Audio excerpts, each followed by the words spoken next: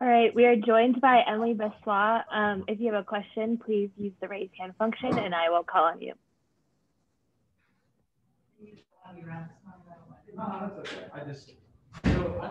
John, go ahead. Hey, Emily, congrats on the win. What did you see offensively out there that differed from the Washington State game? Thanks. I think we played a lot better consistently in our motion offense. We were moving without the ball, setting screens with purpose, and like just creating good shots for each other. And I think we didn't do that well against Washington State, and we stepped up today.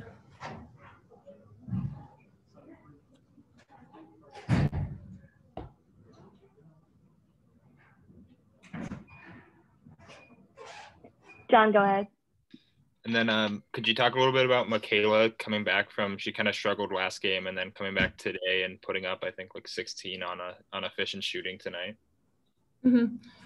Yeah, that's just Michaela. She comes every day and brings her consistent energy and effort, and that is so big and just leads the way for me looking up to her and for all the others on our team. Regardless of if she has a good shooting day or not, she will always give 100% of her effort, of her energy. And yeah, I think that's just the way she is, and that's why she's so good, and that's why she's a great leader. Chris? You're in the middle of a stretch of 4 away games. Can you talk about that, how important that stretch is and how important it was to get a win here in the midst of that stretch of games? Right. Every game is important in the Pac-12 and in our conference. And I guess these 2 games, especially with the higher altitudes, we have to prepare a lot more for that off the court. And yeah, it's just important to keep our rhythm going. We had big games at home and at Stanford, and we can never we have to stay consistent, and that's why it's so important to keep preparing. If we go to a higher altitude, to get the right nutrition and just prepare on and off the court.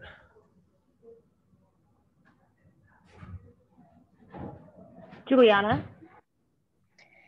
Hi, Emily. I know coming off of that loss against Washington State was probably a little bit disappointing.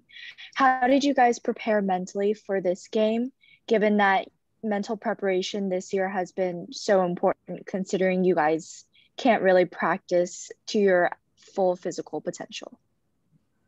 Right. I think everybody of us just looked in the mirror, and we had big mistakes against Washington State. Everybody had mental lapses, and we need to hold ourselves accountable to that. And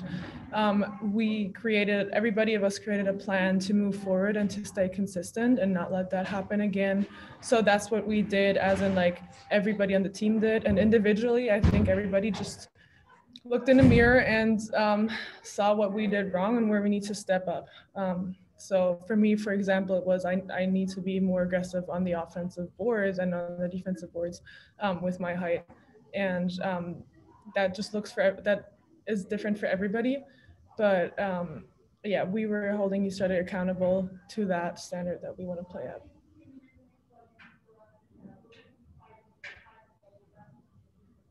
All right, any more questions for Emily? If not, thanks, Emily. Thank you.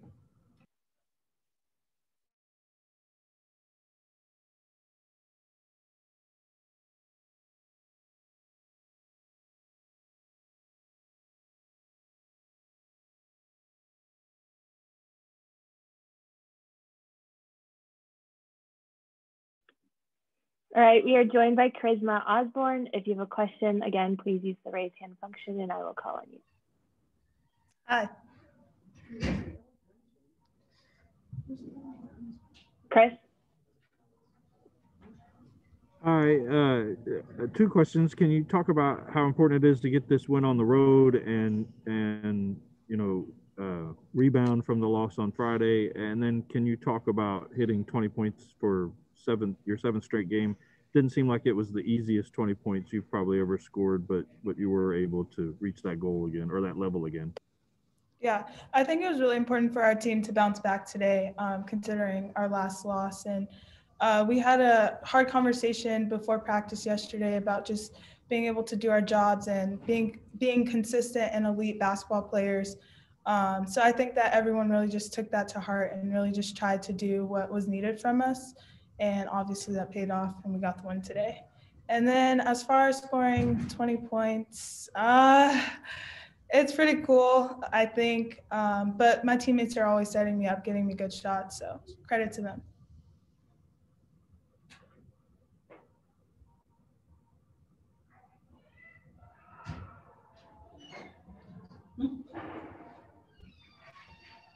John? Yeah. Hi, Charisma. Congrats on the win. Emily was telling us some specific things she could have changed from the Washington State game. I think she mentioned her rebounding. What specifically did Coach mention that you specifically could change from the Washington State game, and how did you think you did tonight with that?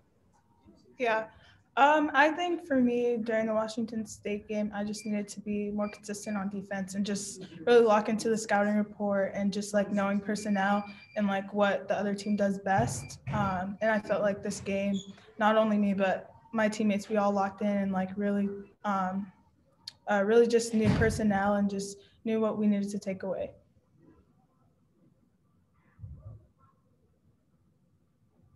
Juliana?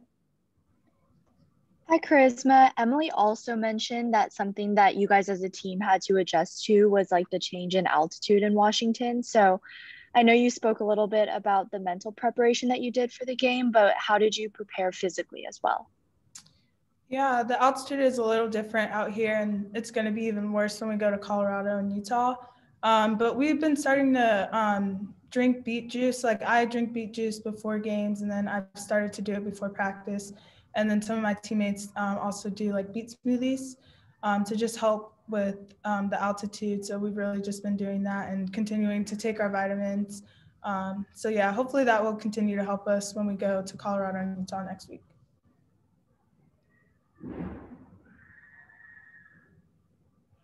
Awesome. Do we have any more questions for Charisma? All right. Thanks, Charisma. Thank you. Have a nice day.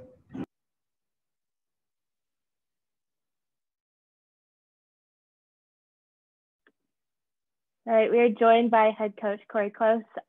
Coach, would you like to begin with an opening statement?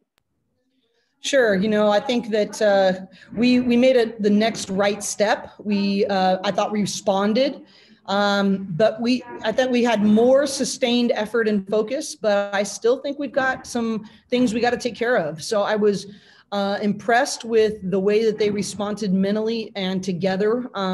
But I also am aware that, you know, the kinds of bad habits that we're trying to break, they don't happen overnight, and we got to take advantage of every opportunity to get better. So I thought it was a good next step, a good response, but I still think we got a ways to go in having sustained effort and focus.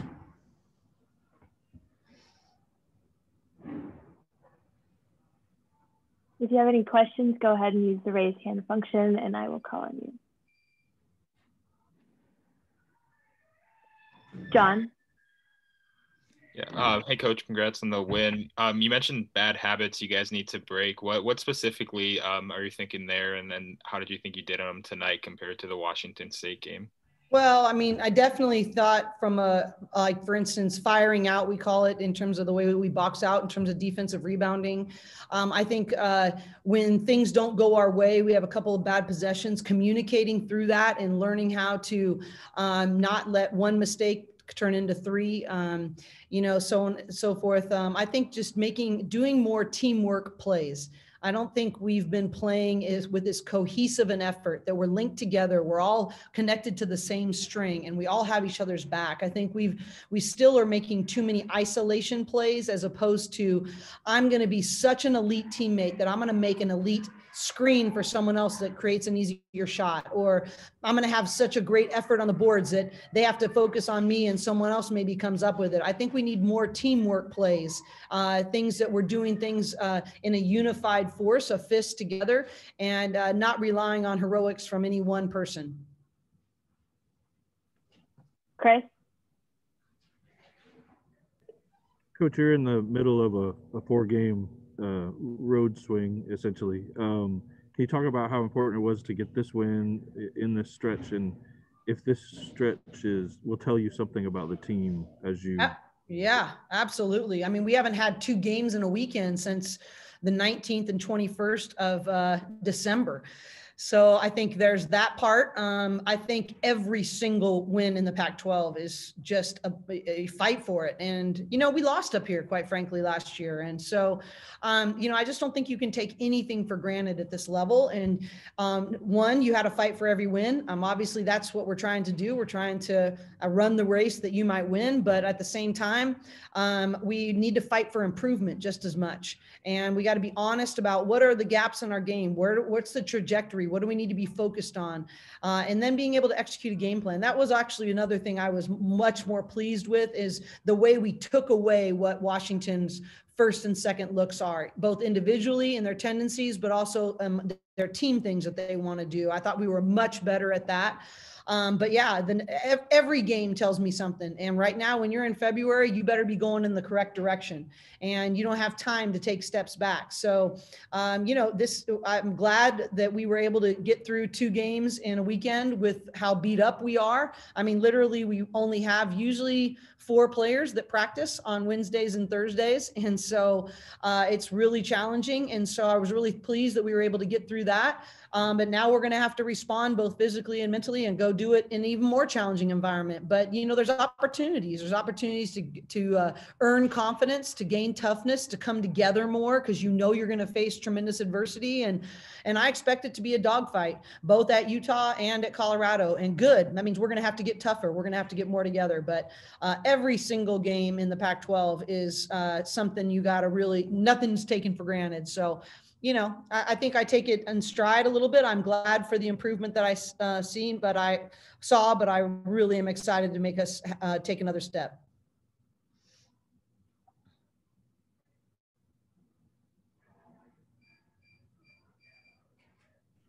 Juliana. Hi, Coach. Congrats on the win.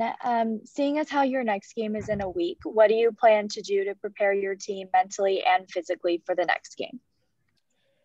Well, I mean, they're always in a week. So I think we have a routine at this point.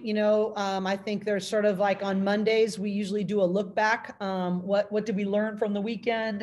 What are the important things that we need to make sure that we cinch up and learn from the past weekend's experience? We take Tuesday off. And actually Mondays is usually just film and lifting, and then Tuesdays off, and then we prep on Wednesday and Thursday. I think it really is not rocket science. I think we have said the whole year that we have to be intentional about growth and be intentional about bringing joy, being an elite teammate. And can you look yourself in the mirror and know that you've done everything under your control to master your craft that week, and to be able to be prepared to do your job and to be counted on to do your job. And we weren't on Friday, and we had to look in the mirror and go, you know what, we sold each other out.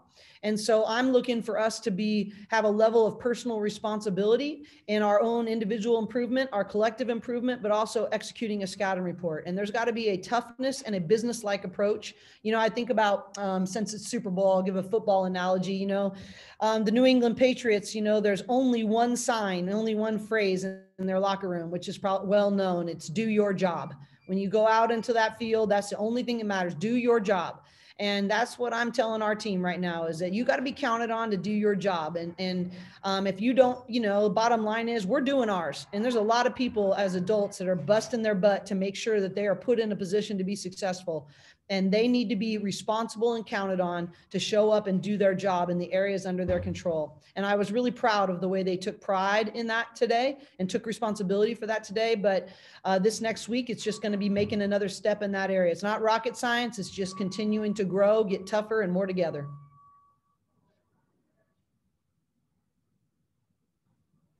John. Yep. Kind of a 2-part question. First, can you kind of talk about Charisma Osborne, 7 straight 20-point games, how she's kind of grown as a scorer in that aspect? And then second part, talk about the rebounding, specifically with Emily coming in as a freshman, being your tallest player, and how much responsibility the rebounding has fallen on her so far. I'm going to go backwards. I don't really think Emily it falls on her. I just want her to reach her potential. And I don't really think rebounding has much to do with height. I really don't. It has to do with positioning, tracking the ball off the rim, getting into people's legs, reacting to the ball, reacting to your person, creating space, rebounding in front of you. So, I'm really proud of how Emily is growing, but I actually think there's much more in her. I really think she's been taking that to heart. And I had a really great talk with her and Natalie yesterday, and that of what I really thought we needed from them. And they started this tradition with each other where they write out 3 things that they're going to hold each other accountable for. And I'm very, very pleased with how Emily has improved and continues to improve. And she's been such a great impact player. I think she's one of the best freshmen in the country. I've said that many times, but I actually think in her defense and rebounding, there's much more in her. I think you're going to see her. I don't really go by how many rebounds she gets. I go by the grade of how well she does the skill of rebounding, whether it comes to her or not. And I actually think that's an area that we really need her to grow in the next month, and as we prepare for the NCAA tournament. But overall, I'm really pleased with how Emily is growing. I just don't think rebounding has much to do with height. And I think that she is continuing to get better, and we need her to. In terms of Riz's scoring, to be honest with you, I never give it a thought. And the staff actually came to me at a timeout and said, hey, I don't know if it matters or not, but Riz is, she's got, I think she needed 5 points to reach 20. And I was like, well, they sort of encouraged me to give her one more look.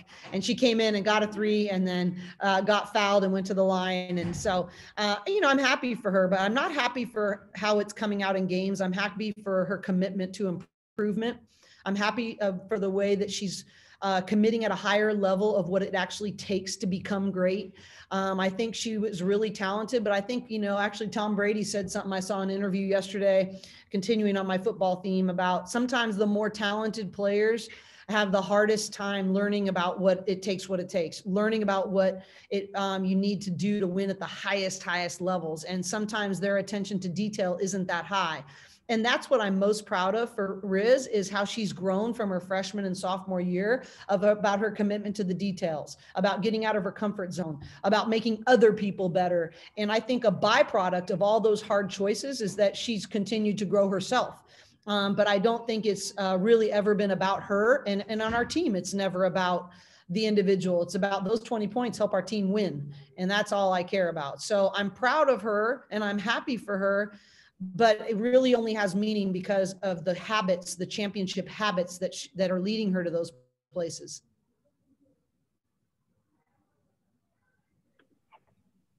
Any more questions for Coach? All right. Thank you, everybody. Really appreciate your time. Thank you.